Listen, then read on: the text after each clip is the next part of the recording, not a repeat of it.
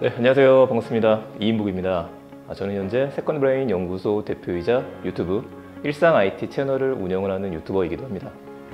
TV나 라디오에서는 패널로 참여를 해서 다양한 IT에 대한 이야기들 쉽게 설명해 드리는 일을 하고 있어요. 오늘 제가 설명드릴 이야기는 메타버스입니다. 여러분, 메타버스가 뭘까요? 메타버스란 메타 그리고 버스 두 가지 단어를 합성한 말입니다. 메타라는 말은 비욘드, 초월이란 뜻이기도 해요. 그래서 우리가 메타인지라고 많이 들어보셨을 겁니다. 버스라는 말은 유니버스에서 왔습니다. 유니버스는 세상을 뜻하죠. 그래서 이 두 가지를 합치게 되면 초월적인 세상, 세상을 초월했다, 이렇게 이야기를 하는데, 그래도 좀 헛갈릴 수도 있을 거예요. 그러면 어떻게 우리가 있는 현실 세계를 초월을 한 거냐? 바로 디지털을 통해서 연결되는 걸 의미합니다. 그러면 우리가 코로나 시즌에 제일 많이 사용했었던 화상회의 그리고 화상 수업을 했던 프로그램 기억나시죠? 줌이 있었죠. 줌과 같은 것을 통하게 되면 수많은 사람들이 디지털을 통해서 자기가 있는 장소에서 만날 수 있게 됐습니다. 여기서 조금 더 나아가서 여러분들의 실제 모습이 아니라 나를 대신할 수 있는 아바타, 디지털 아바타를 통해서 만날 수 있는 세상, 이거를 메타버스라고 생각하시면 될 것 같아요. 사실 메타버스라는 용어가 나온 게 이번이 처음이 아니에요. 이미 1992년도에 스노우 크래시라고 하는 이름의 소설이 한 권 있었습니다. 그 소설에서 메타버스에 대한 정의가 한 번 나왔었죠. 1999년에서 1998년도 그 사이에 여러분들이 한 번은 경험했었던 메타버스가 또 있었습니다. 우리들만의 아바타를 만들 수 있었고요. 여러분들만의 홈페이지를 구성할 수 있었어요. 싸이월드가 있었죠. 싸이월드도 지금 생각해보면 메타버스의 일종이라고 할 수 있을 것 같아요. 그리고 2000년도 초반에 드디어 메타버스를 표방했었던 게임이 하나 등장했었습니다. 바로 세컨드 라이프라고 하는 이름의 게임이 있었어요. 이 게임은 정말 놀라웠었던 게 여러분들이 자신의 아바타로 들어갈 수 있고 그 안에 있는 부동산을 사고 팔 수도 있게 되어 있습니다. 내가 부동산을 샀으면 건물을 지은 후에 장사를 할 수도 있었어요. 그렇게 벌어들이는 돈을 다시 또 달러, 현금으로 환전까지 할 수 있었죠.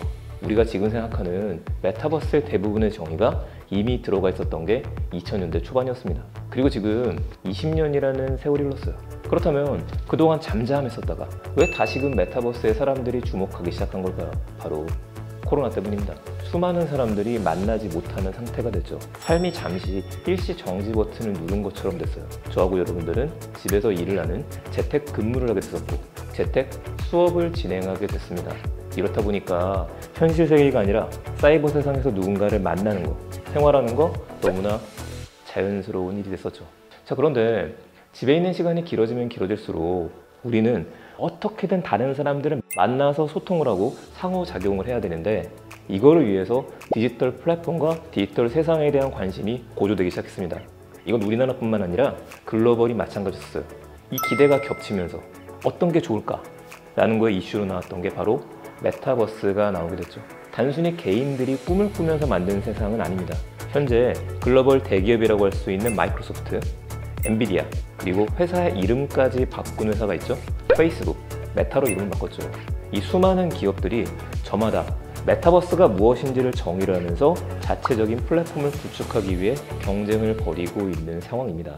자, 메타버스는 거품일까요? 아니면 새로운 기회일까요? 2021년하고 2022년의 분위기는 좀 달라 보입니다. 2021년 같은 경우에는 메타버스에 수많은 사람들이 열광했다라고 한다면 2022년도는 약간은 차분해진 것 같아요. 메타버스는 현재는 거품이 껴있는 건 맞습니다. 근데 이건 IT 기술이 발전했을 때마다 항상 있어 왔었던 일입니다. 그런데 우리한테 있어서는 미래이자 기회는 맞아요. 우리가 거품이 껴진 걸로 볼 수밖에 없는 이유는 코로나로 인해서 관심이 집중되기 때문입니다. 메타버스는 천천히 업데이트되고 디벨롭도 되면서 상승하고 있었던 상황이에요. 그런데 아직 여기에 와 있는 메타버스인데 사람들의 기대감이 더 커지다 보니까 뭔가를 보여주길 원했었는데 이걸 채우지 못했죠. 자, 그렇다면 왜 메타버스는 기회가 될 수 있느냐? 우리는 지금 세 번째 기회의 문 앞에 있습니다. 첫 번째는 여러분들이 이미 경험하셨던 거예요. 인터넷이라고 하는 기회가 있었죠. 인터넷이 제일 처음 사람들을 만나기 시작했었을 때 아마 여러분들 중에서는 PC 통신을 기억하셨던 분도 계실 거예요. 그 이후에 랜선이 설치되기 시작하면서 더 많은 사람들이 인터넷을 통해서 정보를 나누고 이야기를 나누고 모든 것들이 즐겁게 바뀌기 시작했습니다. 자, 바로 이런 인터넷 시대가 됐었을 때 기회를 찾았던 기업들이 있었죠.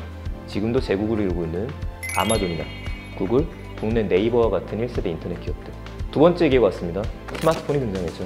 전 세계적으로 아이폰이 제일 처음 등장했었던 건 2007년이에요. 아이폰 3G 버전이 등장했었던 게 2008년. 국내에도 아이폰 3G S라는 버전이 2009년부터 들어와서 스마트한 시대가 됐습니다. 앞서 이야기 드렸던 인터넷이 사람들을 연결시켰습니다. 모바일은요, 사람들을 연결시킨 건 똑같은데 무선으로, 그리고 24시간 동안 연결시켰죠. 이 연결점에서 새로운 기회를 잡았던 회사들을 알고 계실 겁니다. 카카오톡, 배달의 민족, 쿠팡, 토스, 그 이외에도 많죠. 플랫폼 기업은 두 군데밖에 안 남았어요. 아이폰, 애플.